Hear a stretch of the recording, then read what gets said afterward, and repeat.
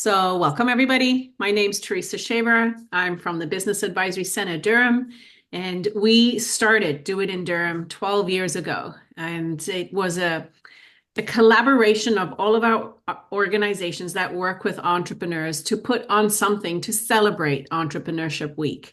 And so we chose the Global Entrepreneurship Week to be in. Like you can choose Small Business Week as well.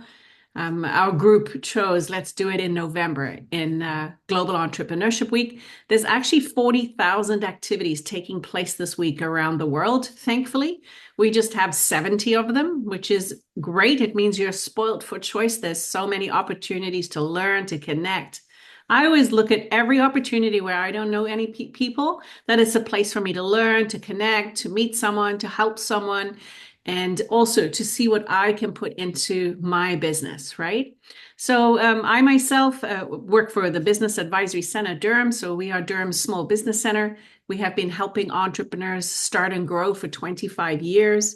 We run over 200 workshops a year that are all around business training and networking and really building your skill set to be a good entrepreneur. So, and part of that is where we have these wonderful speakers today. We have Shalini Dharna, who's going to talk about money and how you can use that to your benefit in your business. So we are recording this. It is going to go on YouTube, and that will, if in case you have to leave. But yeah, so I'm going to hand over to Shalini, and I will be here in the background watching the chat and just making sure that everything's going without a hitch. Thanks, Shalini. Take Thank you, Teresa, and welcome. Welcome to Do It in Durham 2024. Welcome to this presentation.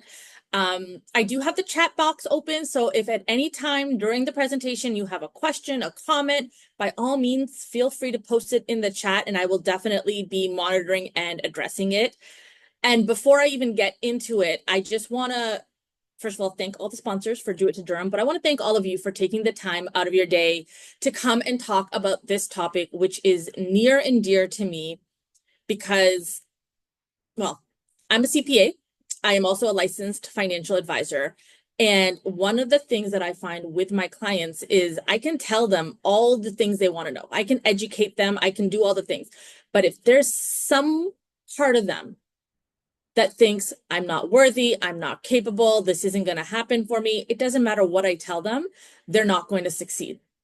And especially during the pandemic, when people's businesses were going sideways, some of them had to shut down, a lot of this negative mindset stuff started coming up. So back in 2022, actually, I started incorporating mindset work with my one-on-one coaching clients. So I have obviously the tax and advisory, and I do the boring file your taxes, all that kind of boring stuff that nobody loves anyways.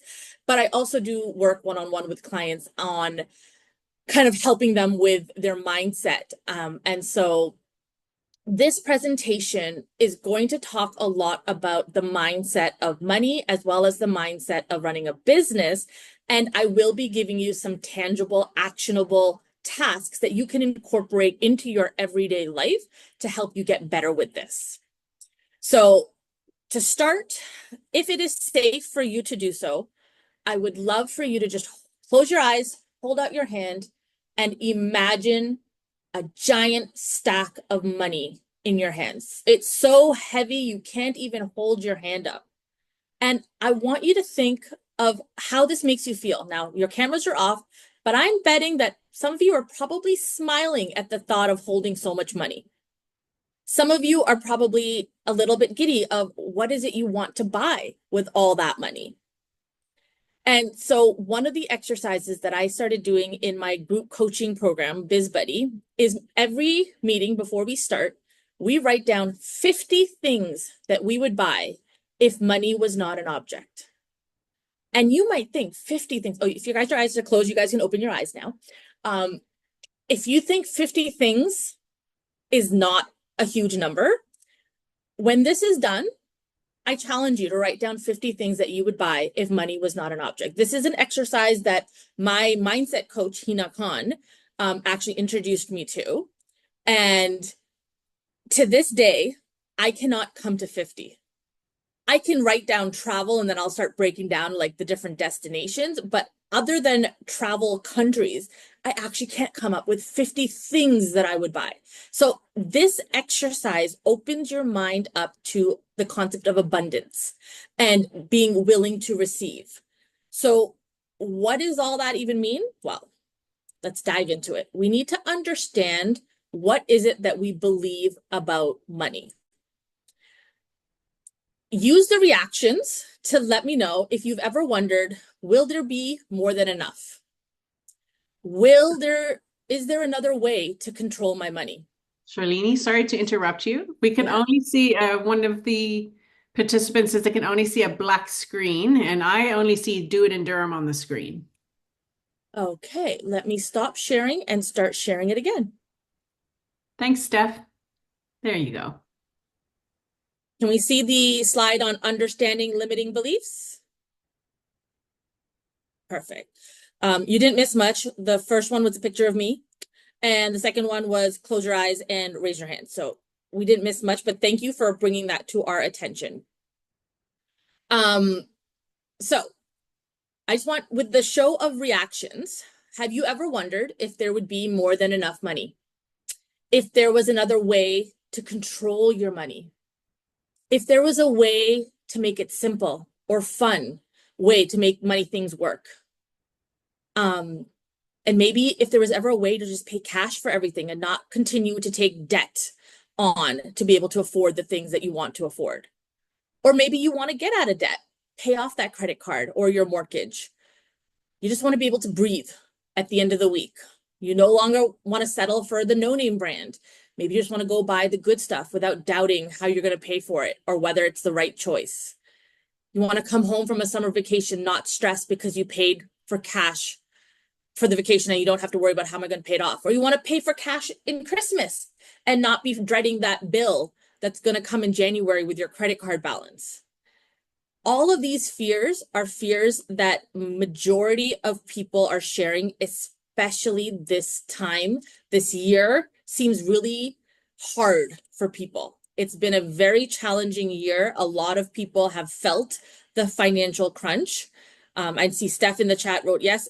Anybody else who's with us today feeling or can sympathize with any of these things? Right? So your money mindset shapes how you perceive and interact with money.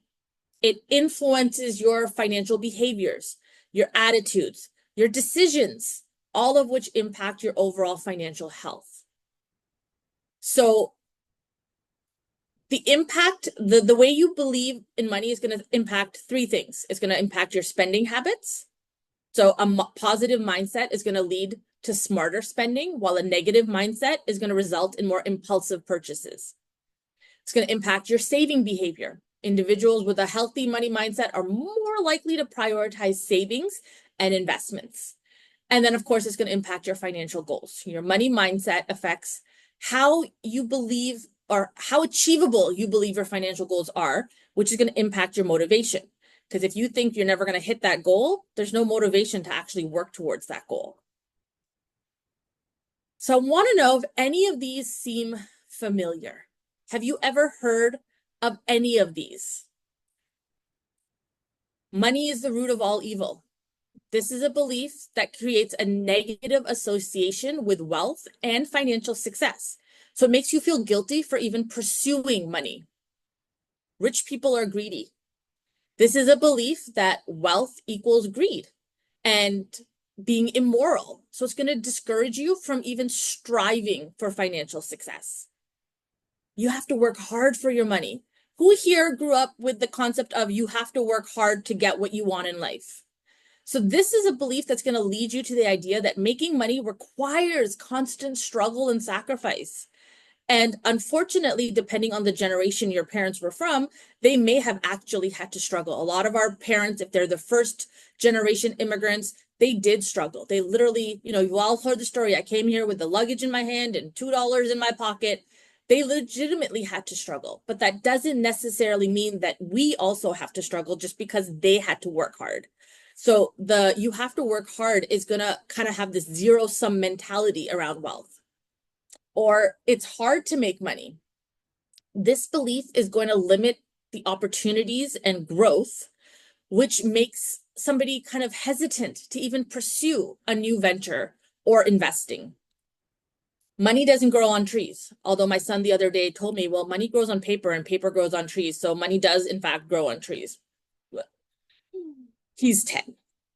So this mentality pretty much makes us believe in this concept of scarcity, leading to a fear around saving, spending, or investing, that we need to hold on to it, keep it in our mattress so that it doesn't go away. Financial success is only for the lucky. So this is a belief that prevents individuals from taking what we call proactive steps towards financial education and planning. And people think, well, I'm not lucky. I'm not one of the lucky ones. So it's going to make them have more of a passive approach to financial abundance or financial planning. This is one I absolutely hate. You must keep your finances private. We don't talk about Bruno and we don't talk about money. Why?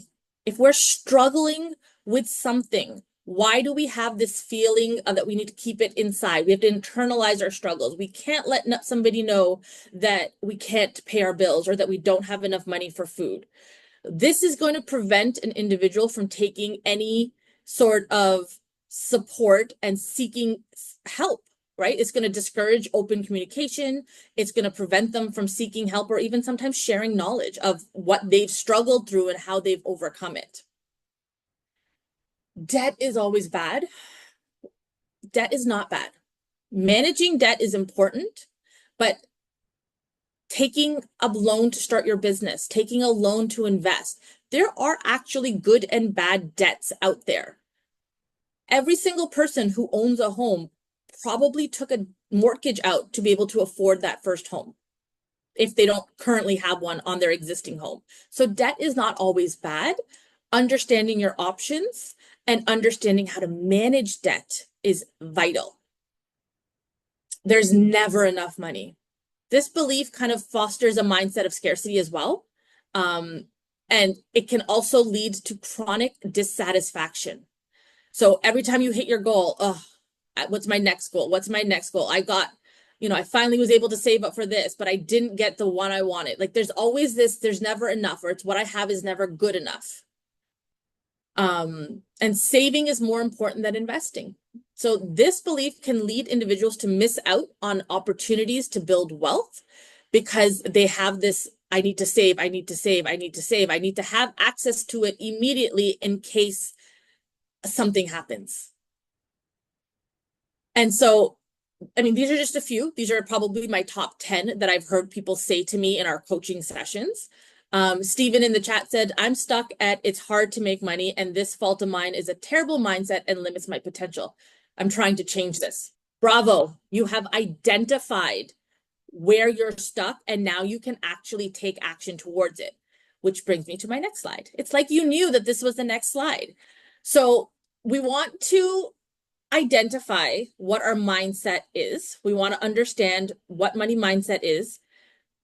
We really want to strive. And I say strive hesitantly because it's not going to be you're not going to have a positive money mindset every single day. Okay. Nobody is super chirpy except for like the people who do like the Wiggles and kids shows or something. They are always next level happy. It is a journey.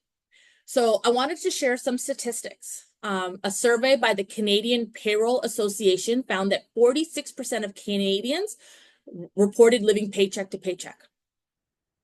According to the Investment Industry Regulatory Organization of Canada, IIROC, they are the governing body for investment dealers.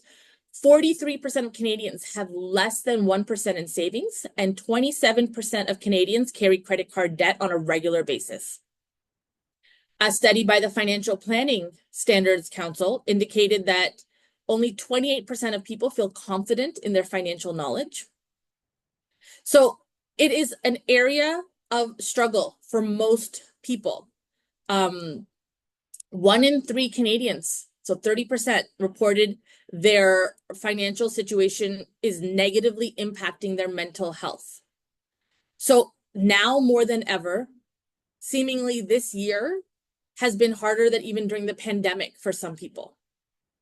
We need to understand what we are feeling and the consequences of that limiting belief. So how are we going to do that? First and foremost, we need to understand the roots. Where is this belief even stemming from?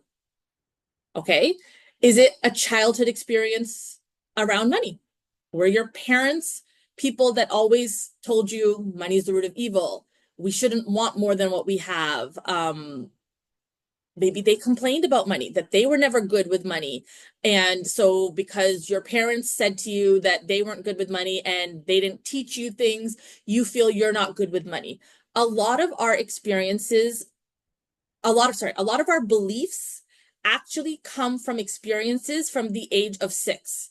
Your belief system can be solidified by the age of 6. So if you found that your parents were fighting about money, or if you came up with a culture where dad handled the finances and mom handled, the cooking and the cleaning and that sort of thing, you have brought in these beliefs into your today. And so sometimes we need to kind of pick apart what these beliefs are and change them. Or cultural influences, certain societal norms that our parents and grandparents grew up with don't necessarily apply to how we live our lives today. Many people had the dad working and the mom, cooking, cleaning, taking care of the kids. Most houses today need to have a dual income to be able to pay the bills. And so those narratives that we grew up with may not support our current situations. And going back to that previous slide of all those, money is the root of evil. If you grew up with people telling you these things, then you might be subconsciously, without even realizing it, having these beliefs impact your current way of working. And so you want to understand and analyze, why do I believe this? So back to Steve, who said he needs to work hard to make money. What is the driving force behind that belief? And so you're going to want to kind of do some daily exercises. Understand, do maybe a daily journal, reflective journaling. Keep a journal about your financial experiences. Document how you're feeling, what went well money-wise, what went badly money-wise. And you're going to want to do this on a daily basis so that you can really start digging into those feelings. Because in the beginning, when you first start journaling, your journaling is going to be very flowery and fluffy. And then as you start getting comfortable with putting pen to paper and actually asking those challenging questions, you're going to start being a lot more reflective. You're going to be able to dig in deeper, but it actually takes time to practice how to journal, how to actually get into the root of what's working in your life from a money perspective.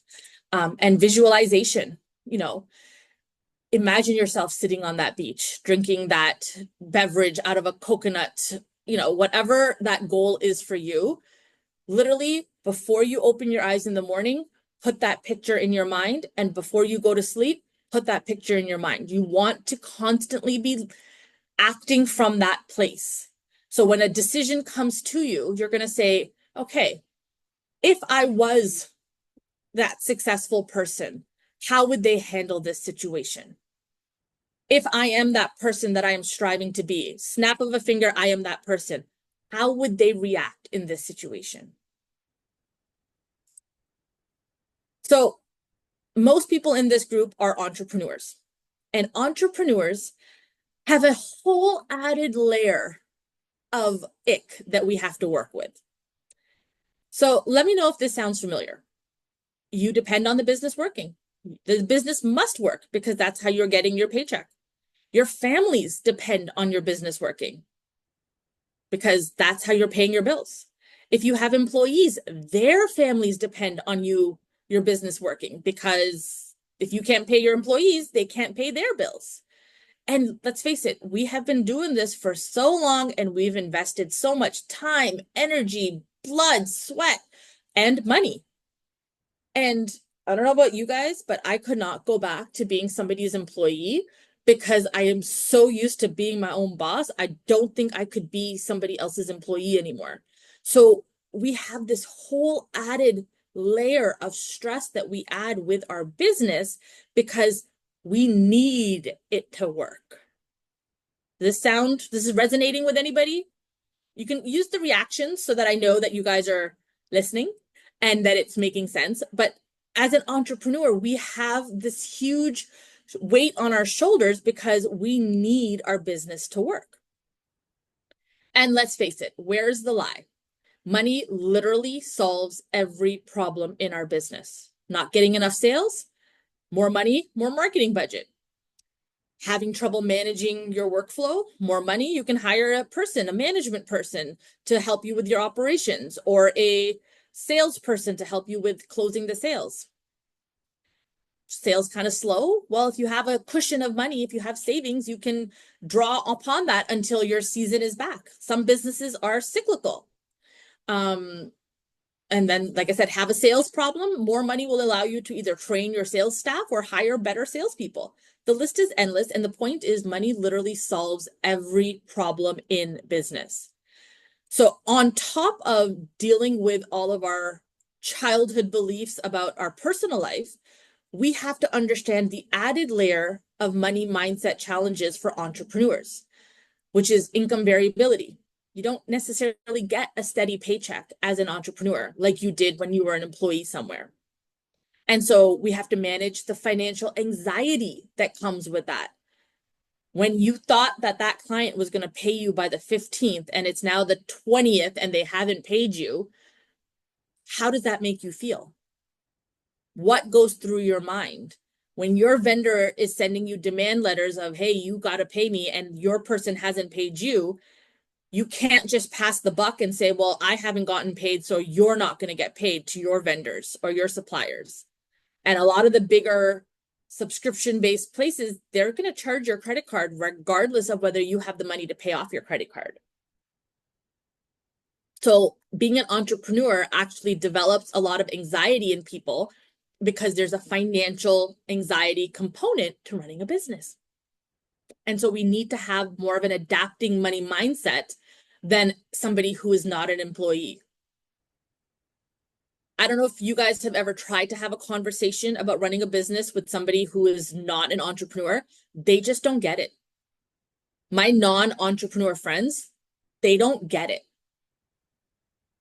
And so as entrepreneurs, we really need to foster a community where we can talk about these things. That was my driving force for wanting to do BizBuddy, because nobody talked about money, and business coaches were giving them coaching advice on how to like ideal client and your avatar and your whatever. And most accountants are just like, okay, here's your tax return, sign here, see you next year. Nobody was actually having conversations with their clients about money. And one of the struggles that entrepreneurs have is they feel isolated. They don't know how to handle their stuff and they have no one to talk to.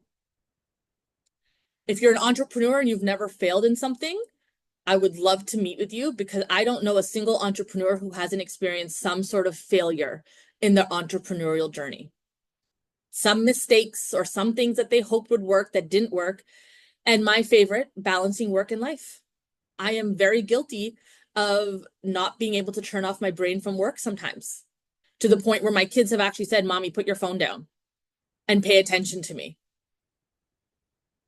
So these are all challenges. So there's money mindset to begin with. And then we add on all these extra layers of anxiety and stress as entrepreneurs. So how do we overcome it? Well, first and foremost, like I said, we're going to understand what your financial beliefs are. Affirmations and visualizations are amazing tools to help you overcome that negative mindset, to overcome that concept of negativity. Listen to affirmations while you're working.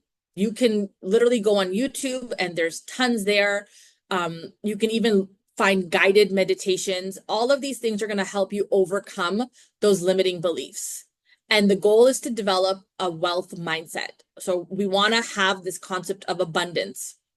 We want to have a more positive association with money and with being an entrepreneur. And we want to set clearer financial growth goals and embrace growth. Okay, Shalini, you've told us all this fluffy stuff. Now let's get into, how do I do this? Okay. You got to know your numbers. The only way that you're going to learn how to be better with your finances, how to improve your money mindset, is if you know your numbers. So on the business side, we need to understand our finances. And so we want to break out our expenses into 3 categories: discretionary, fixed, and optional. Fixed are things that every single month we must pay for. So you have a website, maybe you have a trade tools, maybe you have a certain amount of advertising that you are spending every single month because you need to get the clients. There are some discretionary events. You don't have to go to every single networking event that comes your way. You want to figure out, is it the right networking group for you? You don't have to be a paid member of every single networking group that comes your way. They all have, oh, become our VIP, and then you get to, do a member spotlight and at this spotlight. And does it make sense? Try it. When I first started, I was a paid member of multiple websites, host networking groups, and I would be featured on their websites and blah, blah, blah. And then I started tracking, well, how many of these are actually giving me leads that have turned to clients? And if it didn't, I didn't renew the next year because there's no return on investment. And then optional. You don't have to be a member of every single thing. You don't have to travel to every single conference or, opportunity that comes your way if it doesn't fit your budget. And so one of the areas that a lot of my clients are bleeding money is subscriptions and advertising, because they forget that they subscribed, or they're pushing money into ads, hoping that there's going to be a ROI, but they're not really looking at it. And then on the personal side, same 3 categories. There are certain things that we have to pay for: our rent and our mortgage, food, car payments, utilities. But then there's discretionary spending. How much are you spending on takeout, on personal subscriptions, Netflix, YouTube, Zoo, there's Disney, like there's Hulu. There's so many subscriptions out there now, right? And then any non-essential. So again, on the personal side, where I find a lot of leakage is recurring subscriptions and food. I'm going to share a story. I had a client who was paying over $150 a month for a cell phone plan. I don't know if she realized all the things that were in on her package. And so I actually told her, like, let's look at what you're paying for in your package. And she was paying for like roaming and calling to North America. And I'm like, how often do you travel that you need roaming? How often are you calling to North America, like throughout North America, that you need to have these add-ons? But she had signed up when they first gave the deal, or maybe it was one of those, free for X months, and then they, start charging you for it. But she wasn't actually looking at the bill. She just knew that my monthly cell phone was $150. It wasn't until we started questioning what was she getting for that she realized she could downgrade her package. She didn't need as much data because now there's Wi-Fi everywhere, or she was either in her home or her office. She didn't need a lot of what she was paying for. I personally cut out cable a couple of years ago, and I'm like, let's try it. If we miss it, we can always add it back. We didn't miss it. My husband missed sports, but then it was cheaper for him to pay for a sports subscription than for a full bundle. So take a look at your recurring subscriptions. Where is there opportunity for savings? And as you start doing this exercise, you're actually going to find your money mindset start shifting. Why? Because you're taking control. You are making decisions versus reacting to circumstances. And the same can be said for your business. So we say that there's about 16 parts to your business. Okay. To have a growing and successful business, i.e., one that doesn't fail, we really want to transform our business into like a money-making machine. And so machines have parts, and each part has a purpose. And what this chart shows is the 3 categories that we break down our business into. Revenue is what you sell. Profit is what you sell minus your expenses. And cash flow is what you keep. Believe it or not, profit and cash flow are not the same things. They're not. And each one of these things impacts your cash flow in different ways. And so when you are starting your business and when you are working your business, you want to be tracking any of these that apply to you. Not all businesses have inventory, so not all 16 parts may apply to your business, but each of these is something that you can track.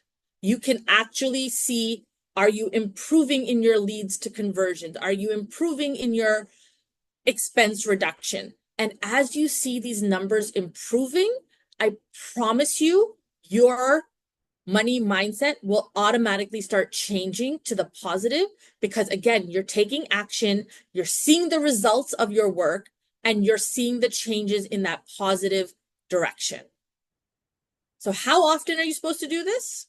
Well, I recommend monthly. I think ideally, you're doing some of these activities every single week, but at least monthly, you want to take a look at your money calendar. Money calendar is when you get paid. So in an Excel or whatever, you're going to be like, okay, these are when I'm supposed to get paid from my clients. And these are my expected expenses. And you can then actually gauge, you can have a running total of what your bank balance is supposed to be at. And if something doesn't happen, if it's the 20th and you were supposed to get paid on the 16th, you can now proactively be like, okay, what can I do about this? Am I going to put something on my credit card? Am I going to take off my line of credit? Maybe I'm going to send a reminder to that client. And if you find that you're consistently following up with clients and not getting paid, you can then take action to change your terms. Maybe you're going to take a bigger deposit. Maybe you're going to start taking credit cards so you can just automatically charge their credit cards versus waiting for them to pay to you. Maybe you're going to start adding interest, right? By doing this exercise, I think this particular exercise should be done weekly, where you just open up your statements. What came in this month? What went out that month? How much did I spend on whatever my trouble areas are? So for me, those are my Amazon purchases. I have to be like, what did I buy on Amazon this month? But then I'm like, oh, I bought diapers. I bought this. I bought that. So it's part of that mindset of, okay, these are necessary expenses, or yeah, I probably shouldn't have been up at 2 o'clock in the morning buying something that I didn't need, right? So you're just going to be accountable. This is a judgment-free zone. And a pro tip to make this analysis easier is to use one credit card for all your purchases. I actually have a video that I shared with my biz buddies. I need to post it on my Instagram, but you can export all of your transactions to a .csv, like open it in an Excel, and you can filter it by the vendor name.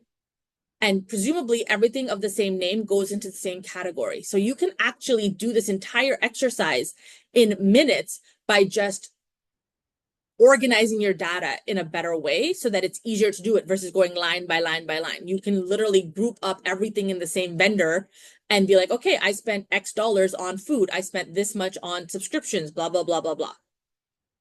So you want to do this on a ideally weekly basis, and then be looking at like this type of stuff on a monthly basis. Before I move on, are there any questions? The chat is, I see some comments, but I'm just curious if there's any chats on this kind of actionable stuff before I go into the investment and wealth mindset.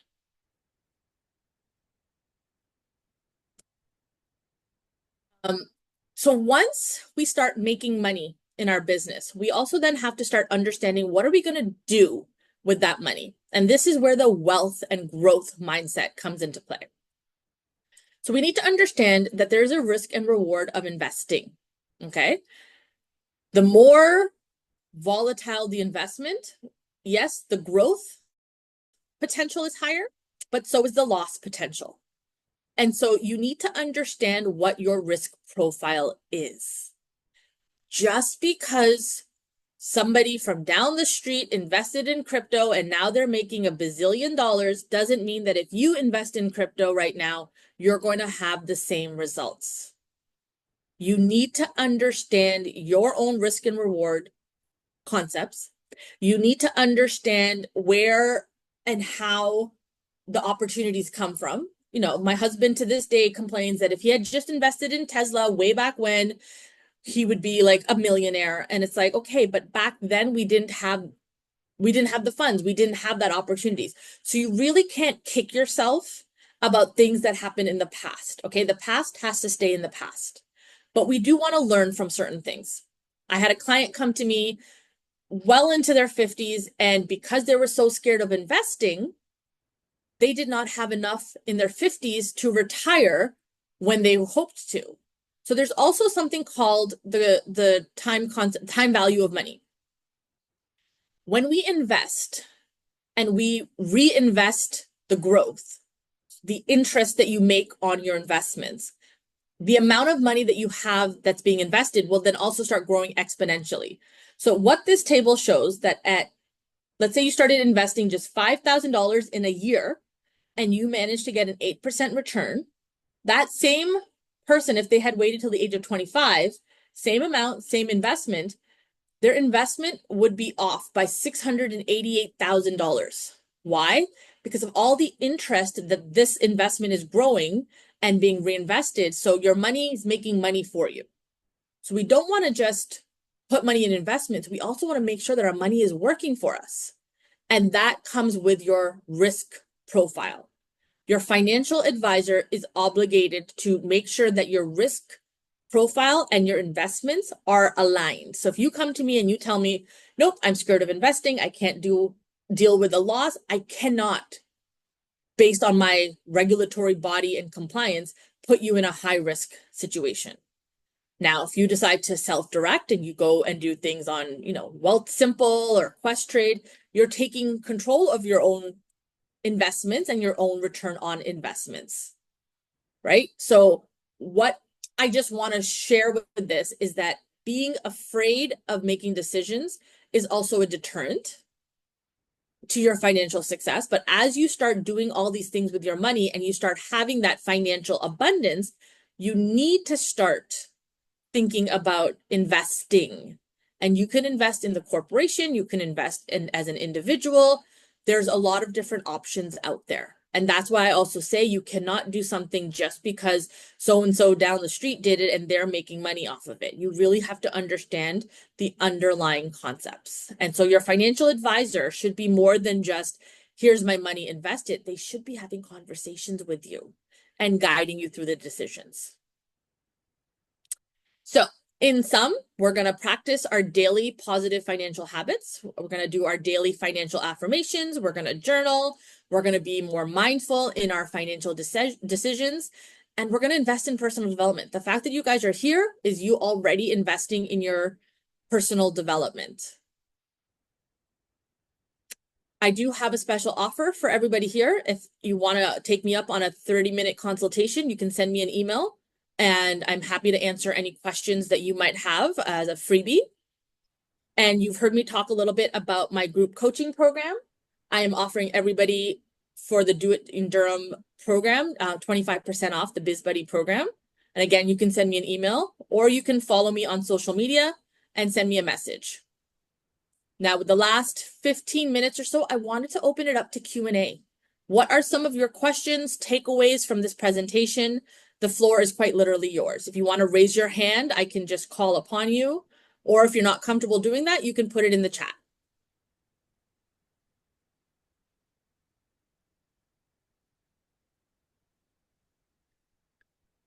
I just want to say thank you for the presentation. Mindset is something that's very near and dear to my heart. And I actually know Hina Khan as well, quite well, and love her work. But everything in our lives, as I wrote in the chat box, begins and ends with the mindset that we have, either about ourselves, the world, what we think.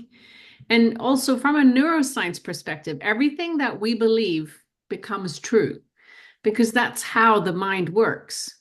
So we need to decide. We have that power or the choice to decide what it is we want to believe, right? And so even what Shalini said about what's the society you grew up in, that society has a set of beliefs about you, your environment. It's hard to make money. You work and then you die. And all of those beliefs are there really to keep you safe and in that container and to not swim upstream, right? So anyway, entrepreneurship is very much about what you believe in yourself as well. So being successful in business, in life, and in entrepreneurship many times has to do with what you believe about yourself and your potential. So again, wherever you can invest your time in building your mindset, building the mindset of success, building the mindset of believing in yourself, building the confidence that you can do anything and achieve anything. Really, that's where that will come back to you a million times. Shalini, if you went through Hina Khan's programs, and you know that, I mean, that's really how you've changed your life too, I imagine.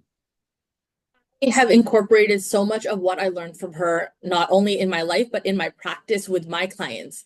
Yeah. Like I said, the 50 wants list I took from her. That was one of her exercises in her program. And it was to me mind blowing. I'm like, how can I not think of 50 things? But it's so much harder than what we think. And then yeah, I joined it after when I was in a little bit of a negative mindset space after having a baby and just feeling kind of lost. And I felt it coming into my business. And I'm like, nope, I need to change how I perceive things. And I will say 2024 has been an amazing year for Dharna CPA because I've been able to really implement a lot of that mindset work. It's fantastic. And yeah, if you have the right mindset, you can take the right actions towards your business, you make the right decisions. And then from there, that's where the business starts to succeed because you are working from the place of, that you can achieve all these things that you want to achieve. Anyway, I can go on and on about this, but I want you to really think about, and I've seen this many times, is that businesses start to fail because the business owner starts to feel discouraged, starts to feel kind of disappointed about something that's going on in their business, and if Yeah. there's anything you can do to keep your mindset strong, keep believing in yourself, keep going forward with the actions. Anyway, One tip I will say to that specifically is that you need to come from a place of wanting to serve, not from a place of wanting to make money. yeah, very good point. Very good point. So I will turn off the recording.